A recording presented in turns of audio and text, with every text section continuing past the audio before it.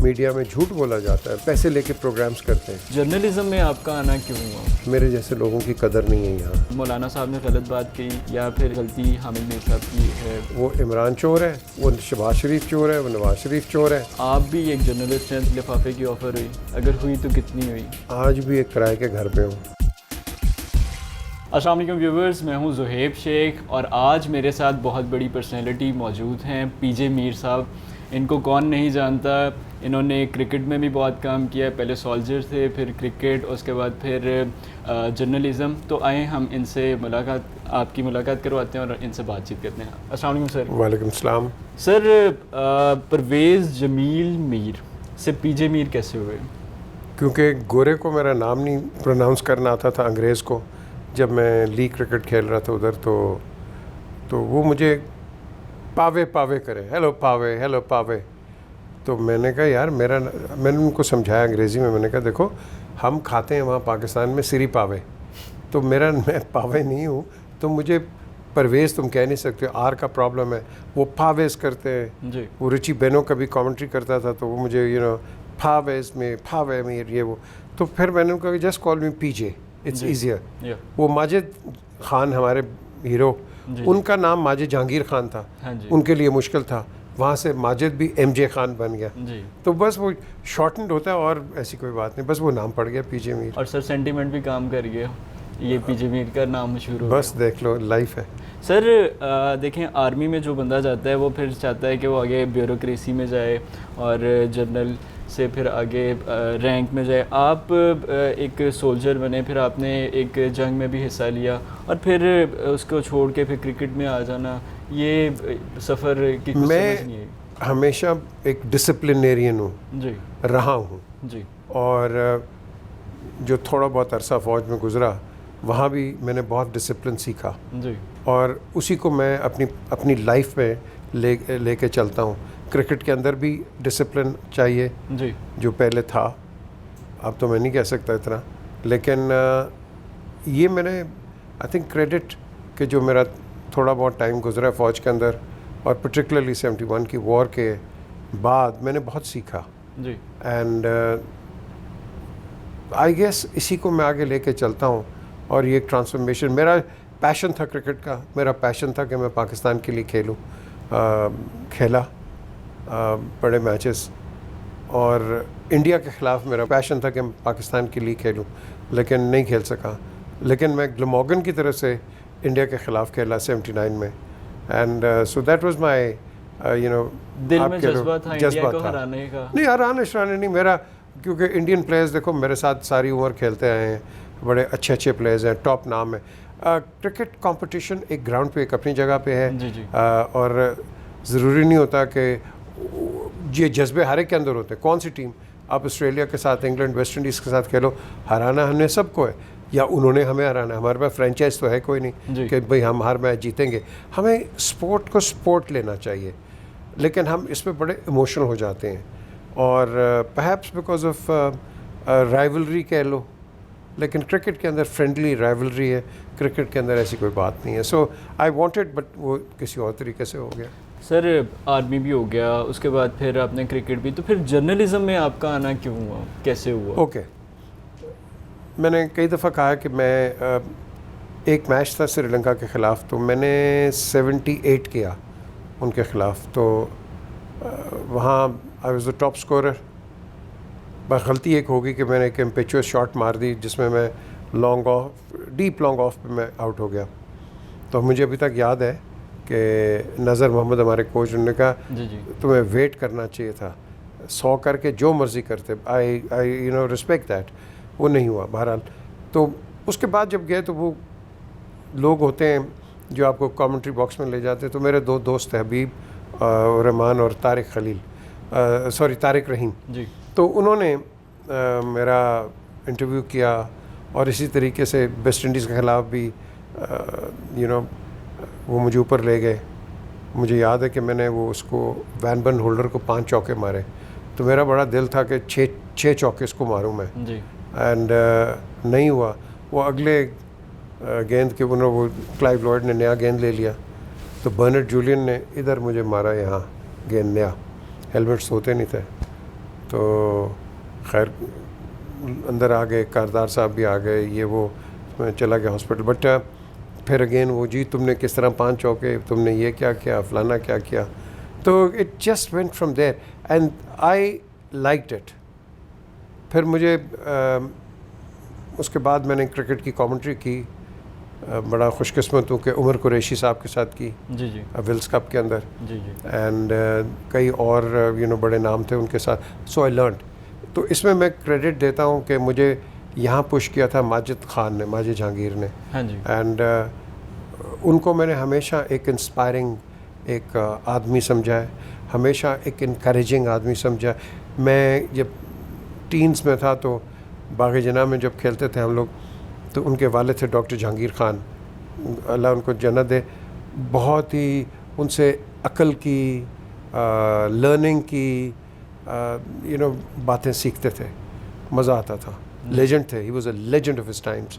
हमने उनकी वो इज़्ज़त नहीं की पाकिस्तान में जो हमें करनी चाहिए थी। जी जी बट बहरहाल जो अपने लेवल पे उन्होंने लड़कों से बातें करते थे, लड़कों से अपने एक्सपीरियंस का तजर्बा बताते थे, मैंने बड़ा कुछ सीखा उनसे। जी तो इसी तरीके से माजिद ने ही हेल्प मी, एंड मुझे अभी तक याद है मैं 12th मैन था कराची टेस्ट में अगेंस्ट वेस्ट इंडीज़।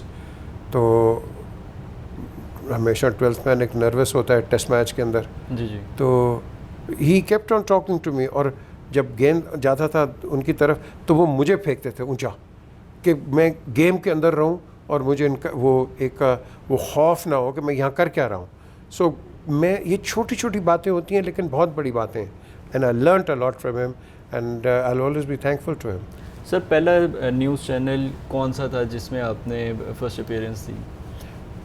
पहला न्यूज़ चैनल था जी एक टीवी एशिया इंग्लैंड में, और टीवी एशिया पार्टनर्स थे इंडिया के भी पाकिस्तान के भी। इंडिया के थे 2 भाई, एक एक्टर है अमिताभ बच्चन, जी जी इन्होंने मुझे बड़ा इनकरेज किया। अजीता बच्चन जो कि एक्चुअल रन करते थे उनके भाई। पाकिस्तान से जावेद पाशा होते थे, उसके साथ साथ एक और थे फैसल शेरजान, जी जी वो थे वहाँ। और मैं स्पोर्ट्स का वहाँ उस वक्त कर रहा था प्रोग्राम, एंड उधर से शुरू किया। फिर वो एज ऑलवेज जो फाइनेंशियल कंस्ट्रेंट्स आ जाती हैं, बिल्कुल। तो टीवी एशिया बिक गया, हाँ जी और जब वो बिक गया तो उसके बाद उसको जी टीवी बना दिया, आज वो जी टीवी है। हाँ जी और फिर केतन, पहले तो केतन सुमैया ने लिया जो आई थिंक कीनिया के थे, उसके बाद सुभाष चंद्रा ये जो जी के मालिक हैं, हाँ जी। इन्होंने फिर इसको रीब्रांड कर दिया एज जी टीवी, एंड माशाल्लाह Zee TV is doing well.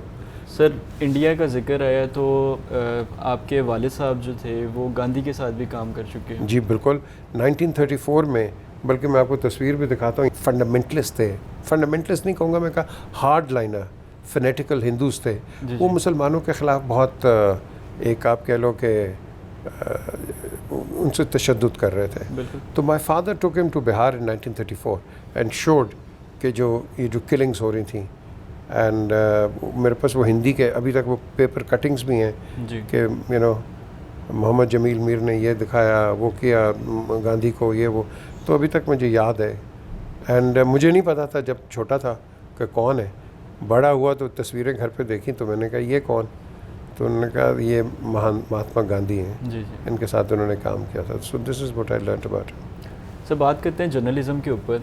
आजकल पिछले दिनों एक बड़ी कंट्रोवर्सी आई हुई थी मौलाना तारिक जमील साहब की, जिन्होंने एक दुआ सेशन के दरमियान में कह दिया कि टीवी और मीडिया जो है वो हमारा झूठ है, बहुत झूठ बोलता है, तो इस चीज़ से बचना चाहिए। उसके इन रिस्पॉन्स जावेद चौधरी साहब ने अपना एक ट्वीट जारी कर दी कि उन्हें माफ़ी मांगनी चाहिए। उसके साथ हामिद मीर साहब ने माफ़ी मांगने के लिए ट्वीट कर दी, फिर उन्होंने माफ़ी भी मांगी। तो आपका क्या ख्याल है कि मीडिया पे झूठ बोला जाता है, या फिर मौलाना साहब ने गलत बात कही, या फिर इसमें गलती हामिद मीर साहब की है कि उन्होंने क्यों? देखें, हामिद मेरा दोस्त है, अच्छा आदमी है जी मौलाना तारिक जमील ये पैगंबर नहीं है, जी ये एक नरेटर है। हाँ जी ये नरेट करते हैं इवेंट्स को और सिचुएशंस को, बहुत अच्छे ओरेटर हैं ये, और ये बात करते हैं कॉमन सेंस की। I like him. I like some of his conversation. जी But ये जो इन्होंने माफ़ी मांगी है, I don't agree with it. इनको माफ़ी नहीं मांगनी चाहिए थी, बिल्कुल नहीं मांगनी चाहिए थी. आपने बात सच्ची की है, आपने झूठी बात नहीं की है. मीडिया में झूठ बोला जाता है. मीडिया में कई लोग हैं, मुझे पता है कौन कौन से एंकर्स हैं जो कि पैसे लेके प्रोग्राम्स करते हैं. और ऐसे जो लोग हैं, अच्छे जो एंकर्स हैं, ये उनका नाम ख़राब करते हैं. एंड बदकिस्मती है कि मैं कहूँगा, इतना ही कहूँगा कि तारिक जमील साहब को नहीं करना चाहिए था. He shouldn't have done it.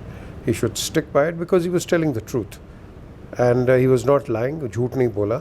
मतलब आपका भी ये मानना है कि झूठ बोला जाता है टीवी पे बैठ के? अल्लाह के फजल से बहुत ज़्यादा झूठ बोला जाता है, बहुत ज़्यादा झूठ बोला जाता है. आपने देखा है हमारे टेलीविज़न के ऊपर कोई कंस्ट्रक्टिव बात करे? नहीं सर, ऐसा आप कह रहे हैं कि वो आप बैठे हुए हैं यहाँ, वो इमरान चोर है, वो शहबाज शरीफ चोर है, वो नवाज शरीफ चोर है. हर बंदा आपने चोर बना दिया है. आप गवर्नमेंट्स को इधर उधर करने की कोशिश करते हैं. What is your business? No. आप एक ओपिनियन लोगों से बनवाएं, खुद ओपिनियन ना दें.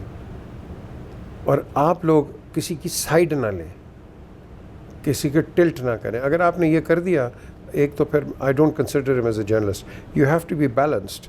हाँ, गवर्नमेंट जो होती है ऑफ द टाइम आप उसको 60-40 का एक करके दो. 60 इसलिए क्योंकि उनके पास एक अवाम का मैंडेट है. Whatever it is the mandate of the people. Wrong और राइट है वहाँ है. So we have to accept that. और 40% जेन्युइन आप अपोजिशन को दो, अपोजिशन को बंद नहीं करो. And that's how we should be running the media. Sir, आपने बात की कि लिफाफा जर्नलिज़म बिल्कुल है. हमारे मीडिया, बहुत सारे ऐसे भी सहाफ़ी बैठे हैं जो लिफाफा जर्नलिज़म को प्रोवोक कर रहे हैं. सर, आप भी एक जर्नलिस्ट हैं, तो कभी आपको भी लिफाफे की ऑफ़र हुई? अगर हुई तो कितनी हुई? मैं आज भी एक किराए के घर पे हूँ. आज भी. I was the first political anchor in this country. मेरे पे कोई उंगली नहीं उठा सकता कि मैंने किसी से कोई पैसे लिए हों या मुझे ये जायदादें दे दी हैं या घर दे दिए हैं in comparison to the others. मुझे कोई नहीं कह सकता है, क्योंकि मैं तो अपने कॉन्शियंस को जस्टिफाई नहीं कर सकता हूँ. I can't. And that's the way it is. और यही वजह है कि मेरे जैसे लोगों की कदर नहीं है यहाँ. इस मुल्क में कोई कदर नहीं है. बिल्कुल. एंड आप ईमानदारी की बात करेंगे, आपके जो मालिक हैं वो कहेंगे नहीं यार, इसकी तो रेटिंग ही नहीं आती है. और भाई, रेटिंग अच्छे कामों पे नहीं आती है, रेटिंग्स बुरे बातों पे आती है. ऐसे ये कंट्रोवर्सी इन्होंने क्रिएट करनी होती है चैनल के. देखें ना, और हमारे जो लोग हैं बदकिस्मती से वो कंट्रोवर्सी को ज़्यादा तरजीह देते हैं, लेकिन फैक्चुअल बात को और हकीकत को नहीं देते. तो मैं समझता हूँ अब ट्रेंड चेंज करो. खुदा के लिए एक हकीकत पे बात करो, ईमानदारी पे बात करो, और मोर टू द पॉइंट आप अपनी आवाम की बात करो. जब आप उनकी बात करोगे, आप देखोगे कि आप एक तो अपनी जो रिस्पॉन्सिबिलिटी है आप उसको सही तरह निभा रहे हो. लेकिन अनफॉर्चुनेटली दुनिया में लोग 3 चीज़ों को बहुत ज़्यादा तरजीह देते हैं. एक इब्राहिम लिंकन को, एक क्वीन एलिज़ाबेथ को, और तीसरा पाकिस्तान में कायद आज़म को. ये नोटों की बात कर रहा हूँ. बिल्कुल बिल्कुल. और ये उनको ज़्यादा तरजीह देते हैं, इंसानियत को नहीं देते. Thank you so much viewers. आज हमारे साथ पीजे मीर साहब मौजूद हैं और आपने देखा इन्होंने बड़ी मज़े की गुफ्तगू की. और मुझे सर, मैं आपका दिल से शुक्रिया अदा करता हूँ. मुझे बहुत अच्छा लगा आपसे बात करके. और मेरे चैनल को लाइक करें, सब्सक्राइब करें और बेल आइकन पे प्रेस कर दें for more updates. Thank you so much. अल्लाह हाफ़िज़.